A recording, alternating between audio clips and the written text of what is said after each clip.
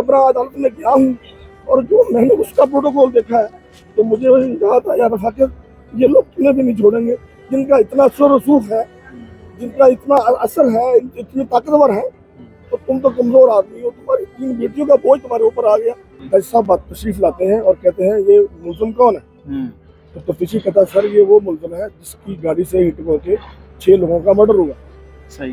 तो जैसा फरमाते हैं मोहतरम भाई साहब, जो मजिस्ट्रेट है उसको कुर्सी पे बैठा दे। अच्छा जी जनाबे वाला, यानी अदालत के अंदर भी उसको प्रोटोकॉल दिया कि इतने बड़े साने का। जी जज साहब कहते हैं जिसे कुर्सी पे बैठा दे और मैं नमाज के लिए जा रहा हूँ, उस बच्चे को कुर्सी पे बैठा दिया जाता है और तफ्तीशी साहब और सॉरी वो जो उसके साथ आए हुए हैं वो उसे आईफोन देते हैं। भाई साहब वो पूरे 35 मिनट वो बंदा वहाँ बैठ के अपने घर वालों से बात कमरा अदालत में ये प्रोटोकॉल है 302 के मुल्ज़िम का। मुझे ये बताएं वहाँ मेरे जैसा बंदा उसको कहाँ इंसान मिले। और ये हरामजादी कर रहा था ये बच्चा जो है, और बाहर मेरी इज्जत का मामला, मैं भी उतरा हूँ, मैंने कहा कि तुम जलील आदमी है, तुम हत्या कर रहे हो और अब तुम जो है वो तंग कर रहे हो। मेरे 6-7 लाशों की कीमत 70 लाख रुपए, इसके अलावा और कुछ नहीं। लाइसेंस के बगैर लोग कर रहे हैं, ये बेसिकली समझे कि टारगेट किलर्स हैं। सही। ये चलते फिरते वेपन्स हैं। और सर आज जो समाअत हुई है, अदालती कार्रवाई हुई है, मुतमईन आप अदालती कार्रवाई? देखें ज़ाहिरन आज की जो कार्रवाई में हमें देखने को मिला वो ज़्यादा तो जज साहब का जो फोकस था, ऑनरेबल जज अली बाजवा साहब का, वो ये था कि ये जो इंसिडेंट हुआ है ज़ाहिरन जो नज़र आ रहा है वो भी इसको समझ रहे हैं कि ये बहुत बड़ा जुल्म है, और इस जुल्म और ये जो चीज़ें हैं, ये चलती फिरती गाड़ियाँ जो लाइसेंस के बगैर लोग कर रहे हैं, ये बेसिकली समझे कि टारगेट किलर्स हैं। सही। ये चलते फिरते वेपन्स हैं और इनको रोका जाए। तो आज की समाअत में उनका जो सारा फोकस था वो चीफ ट्रैफिक ऑफिसर भाई आप बड़े कानूनी माहिर हैं और आपने बहुत सारे केसेस भी ऐसे लड़े हैं, तो इस केस में आपको किस हद तक जस्टिस मिलता हुआ नजर आ रहा है? ज़ाहिरन जिस तरह अगर प्रैक्टिस की बात की जाए तो ज़ाहिरन जब पहले दिन की कार्रवाई थी पुलिस की इन्वेस्टिगेशन, वो कोई बेहतर नहीं थी, उसमें बहुत सारी खामियां थी और उस केस को ज़ाहिरन ख़राब किया गया। लेटर ऑन इसको केस को जब बड़ी जितने आला अफसरान हैं उन्होंने देखा और उसमें ऑफेंस भी ऐड हुए, उसमें जो मुतलका अफसर था जिसने नेग्लिजेंस की थी उसको इन्होंने मुअत्तल भी कर दिया है और जिम्मेदारी लिया है कि हम इसको मेरिट्स पे करेंगे। तो बहुत सारी एविडेंस उन्होंने कब्जे में ली है, जिसकी वजह से मेरा ख्याल है उन्होंने 780 भी इजाद कर दिया और हम समझते हैं कि इसमें रफाकत साहब बहुत ही अफसोसनाक वाकया, जितनी मजम्मत की जाए कम है। अभी हमने बयान देखा कि मुद्दई कह रहे हैं और जो दूसरे लोग हैं वो ये कह रहे हैं कि जी हम दियत देने के लिए तैयार हैं, 67 लाख रुपए देने के लिए तैयार है ताकि ये मामला रफा दफा हो जाए। आप मुझसे सवाल ना करें, आप अपने ज़मीर से पूछें आया ये इंसाफ है, कुछ ना सवाल करें। आप अपने ज़मीर से पूछें कि ये तो बहुत बड़ा जुल्म है। मेरे 6-7 लाशों की कीमत 70 लाख रुपए, इसके अलावा और कुछ नहीं। तो अब आज इस मुकदमे में दहशतगर्दी की दफा लगाई गई है, वज़ीर आला ने नोटिस भी ले लिया, किस हद तक अब कार्रवाई से मुतमईन है? देखिए ये कानूनी मामला तो लाइफ साहब भी समझते हैं, बज़ाहिर तो मुझे ये लग रहा है कि वो अपने जो दबाव डाल रहे हैं आप पर। नहीं जी मेरे साथ कभी तक ऐसी बात नहीं, मैं कोई भी गल नहीं बता रहा। सही है। अच्छा रफाकत भाई, इसमें आपने देखा होगा कि ट्रैफिक हादसा भी हो जाते हैं, आपको क्या लगता है इसमें किस हद तक बदनीति है, किस तरह से बदनीति आपको लगता है इस मामले में? किसकी? ड्राइवर की?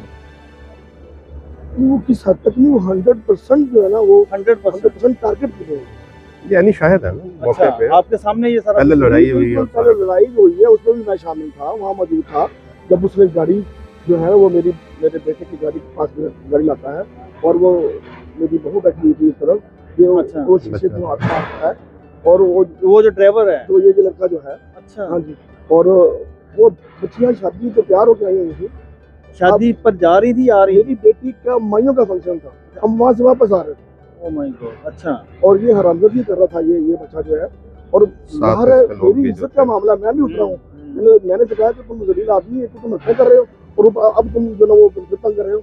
मुझे इसके साथ बंदा है, मुझे नहीं मालूम वो उसका वालिद है कौन है, जो उसकी गाड़ी पे तो बैठे। हाँ जी, उन्हें मैंने कहा यार आप तो अच्छे खासे समझदार आदमी हैं, कहाँ पर इतराज़ हुआ? ये किस जगह पे इतराज़ हुआ? ये वो डीएचए में हुआ, डीएचए के अंदर पीछे जो ना वो और गाड़ी क्रॉस कर ओवरटेक करते हुए हुआ ये? नहीं लाके तंग कर रहे थे ना, ये तंग कर रहे थे साथ लाके। फिर हाँ जी, उसके बाद फिर जब हम वहाँ से निकलते हैं तो अगले चौक में वो ये टारगेट करके। आखिरी बात, चीफ जस्टिस पाकिस्तान जस्टिस काजी फायज ईसा से इस मामले पर आप क्या अपील करते हैं? मुझे ना इस बारे में बड़ी मुझे तकलीफ है। मैं आपको एक छोटा सा वाक़या जी सुनाता हूँ। बिल्कुल।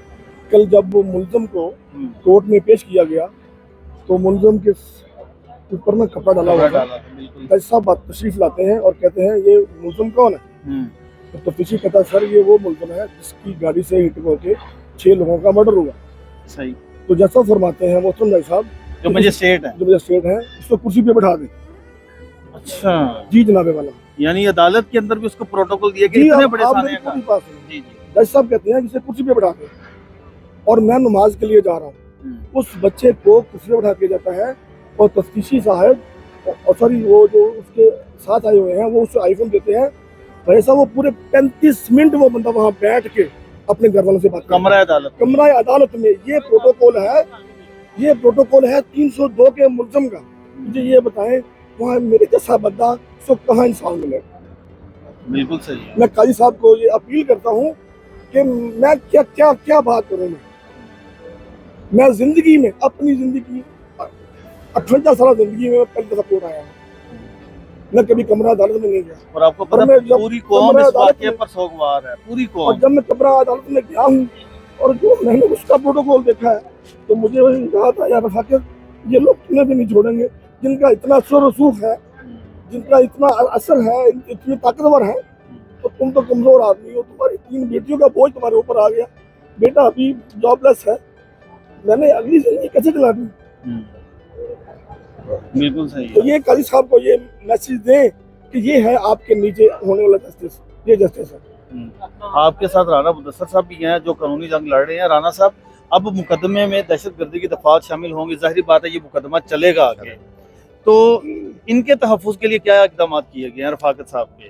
देखें, कल आपने सुना होगा कि चीफ मिनिस्टर और आईजी और डीआईजी इन्वेस्टिगेशन वो इनके घर गए हैं और ये सवाल आपके मीडिया ने वहाँ उठाया। एक बात, क्या मुद्दई जो है जो जिन्होंने जो जुल्म किया, क्या उनमें से कोई आगे किसी ने माफी मांगी है आपसे?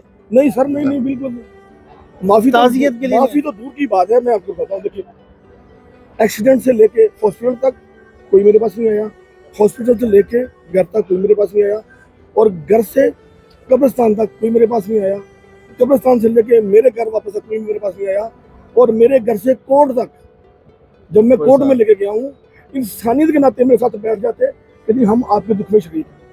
यकीन करें वो इतने सफाक लोग हैं, उन्होंने वहाँ बैठ के भी मुझसे ताज़ियत नहीं की। और मुझे बहुत अफसोस है वो मजिस्ट्रेट साहब के भी, उन्होंने मुझे बुला के मुझसे उन्होंने भी ताज़ियत नहीं की कि यार मुझे कम कम इंसान ही समझ लो जिसकी 6 लाशें गिरी हैं।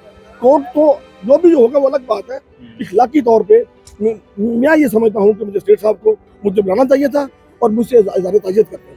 बिल्कुल सही। और उन्होंने भी नहीं किया। इस सारी टीम का ये हाल। जस्टिस अलीज़िया बाजवा साहब ने बहुत ही ज़बरदस्त इसकी हेयरिंग की है और उन्होंने ज़ाती कोशिश करके ये कहा है कि जितने भी बगैर लाइसेंस के गाड़ियां चलाने वाले हैं उनको गिरफ्तार किया जाए।